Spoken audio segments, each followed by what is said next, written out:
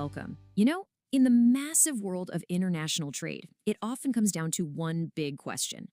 How do you really trust that you're going to get paid by a complete stranger who's maybe thousands of miles away? Well, the answer often hides in a single word inside a secure banking message. And today, we're going to solve a fascinating little puzzle in trade finance that can literally be worth millions of dollars. So let's just dive right in, shall we? Picture this. You're running a business and you're about to sell your product to a company you've never even met in a country you've never been to. How can you be absolutely 100% certain that after you ship all those goods, the money is actually going to show up in your account? That risk, right there, is probably one of the biggest hurdles in global trade. And to get around it, the entire world of finance had to agree on a super precise, almost secret language. And that's exactly what we're going to decode for you today. We are zooming way in on two little words, confirm and may add, that look almost identical, but they can completely shift who's on the hook for millions of dollars. I promise, by the end of this, you will finally get the real difference between them. So here's our game plan. First, we'll cover the basic tools that everyone uses to make trade safe. Then, we'll get into our main mystery, what I'm calling a tale of two codes. After that, we'll put on our detective hats and uncover the real difference by digging into the official rulebook. And finally, we'll wrap up with why this tiny little detail matters so much. Okay, let's kick things off with Section 1, Securing Global Trade. Before we can really crack this case, we've got to understand the fundamental tools of the trade, the things that actually build trust and make these huge international deals happen in the first place. The star of the show here is something called a documentary credit. You've probably heard it called a letter of credit. Just think of it like an escrow service or a trusted financial middleman. Basically, the buyer's bank makes a solid promise. They say, hey seller, if you ship the goods and show us these exact documents to prove it, we guarantee we will pay you. It swaps the buyer's promise, which is a bit of a risk, for a rock-solid bank's promise. Much safer. So, how do banks in different countries send these promises back and forth? They use a system called SWIFT. Now, it's really important to get this. SWIFT is not a bank. It doesn't hold any money. Think of it more like a super secure private internet just for banks. It's how they send standardized, safe messages and instructions to each other. And to make sure all these banks are playing by the exact same rules, there is a global rulebook. It's called the UCP600. This thing is the official dictionary for the whole process.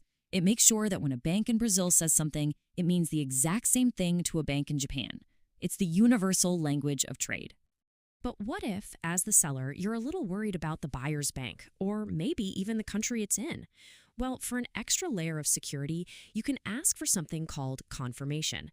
This is where a second bank, usually one in your home country, steps in and adds its own separate promise to pay on top of the first one. So now you have a double guarantee. If bank number one fails for any reason, bank number two is legally required to pay you. It's a fantastic safety net. All right, now that we've got the basics down, we can move on to Section 2. It's time to zoom in on the tiny little detail that causes all the confusion.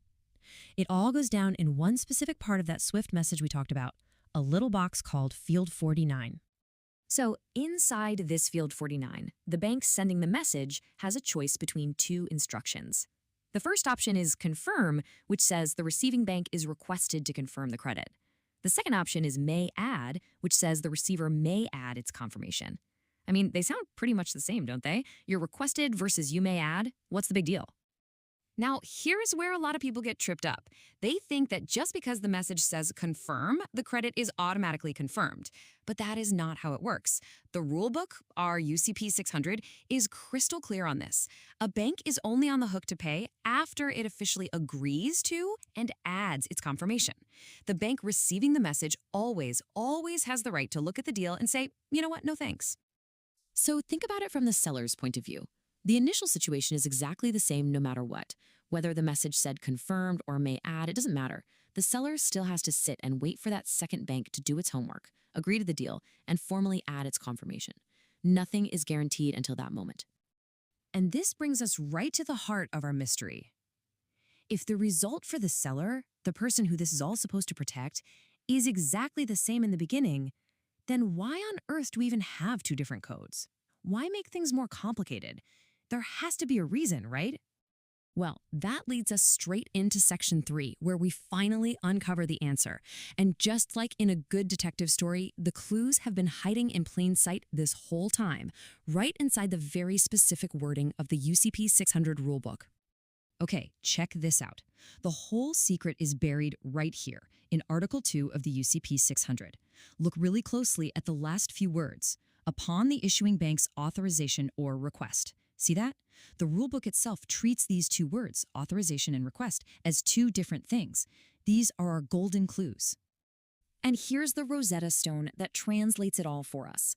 That legal term from the rulebook, request, maps directly to the SWIFT code, confirm. And the other legal term, authorization, maps directly to the SWIFT code, may add. So the SWIFT codes aren't random. They were designed to match the legal language of the rules perfectly. And here it is, the big reveal. The reason for these two different codes has absolutely nothing to do with the seller, not directly anyway. It's all about defining the legal and financial relationship between the two banks involved in the deal. Okay, here's the final piece of the puzzle. It's in Subarticle 37.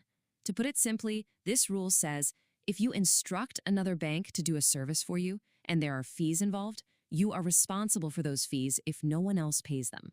The key word to remember here is instructions. So let's put it all together. Here's the aha moment. Imagine that the second bank agrees to confirm the credit, but then the seller, who is supposed to pay the confirmation fee, just refuses. Who gets stuck with the bill? Well, if the code was confirm, that's a request, and legally that counts as an instruction. Because the issuing bank instructed the second bank, the issuing bank is now on the hook for that fee. But if the code was may add, that's just an authorization. It was permission, not an instruction.